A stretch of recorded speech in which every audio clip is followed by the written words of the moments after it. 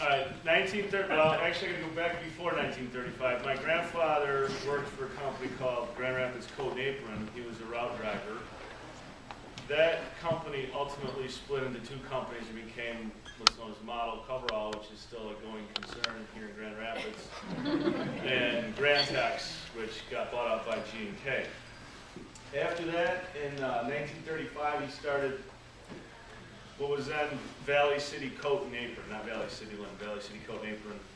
And it was in a small place on Lake Drive, which will mean something to Grand Rapids people, not the rest of you, but he just had what you call a bobtail route. They didn't have any laundering. He subbed out the laundering to someplace else. In 1937, he moved to 10 Diamond, which is where we are now. So when you walk into our building on 10 Diamond, you walk into what was the original kind of storefront where he had the business going. They plugged away. It was right during the war. They had some tough times during World War II. Shortages of gasoline, shortages of rubber, but they plugged along. And then unfortunately in 1947, my grandfather died. So I'd never had the pleasure of meeting him. My dad was in high school at the time. So my grandmother, Ma Jeltema, took over running the business with three of the sons, my dad's brothers, Jay, Bob, and Claire Jeltema. Subsequent to that, my dad and his brother Ron, who were younger, wound up joining the business. My dad was the first from his family to graduate from college, then he went to the Army, then he joined the business. 1954, the business was incorporated, and I'm not sure, is that when it became Valley City Linen, or is it still Valley City Coat and Apron? We just added that name, incorporated, because it was a lot easier to say it, more or less. The business grew during the 60s and 70s. There was 4 or 5 major expansions. One of the significant events in the 70s was in 1972.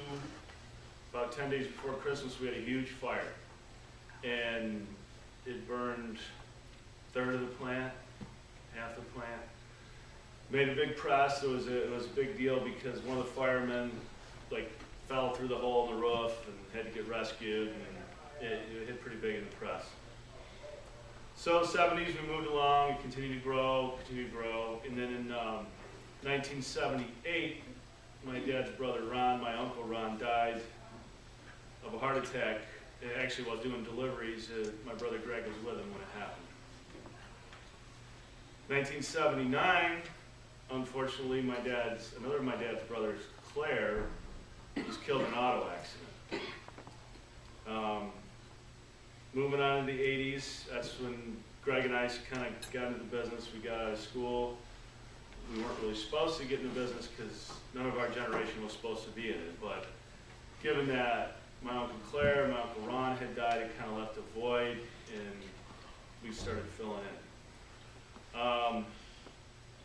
1986 is when my dad bought out his 2 surviving brothers, Jay and Bob. He bought them out of the business. Kind of worked out. They were quite a bit older than my dad, and Greg and I were starting to get in, so things started to move. And then from 86 to 89, we doubled our sales. 89, we did a major expansion. We built what was now our current garment room. In 89, we also opened Traverse City. So we hired Bill Green. When we first hired him, what we did is we brought my brother-in-law's dad had a casket business. He had a big 5th-wheel trailer. We filled that trailer up with toilet paper and hand towels, drove it up to Traverse City, offloaded it in the basement of Bill's house, and Bill started selling toilet paper and hand towels. Never run out. No,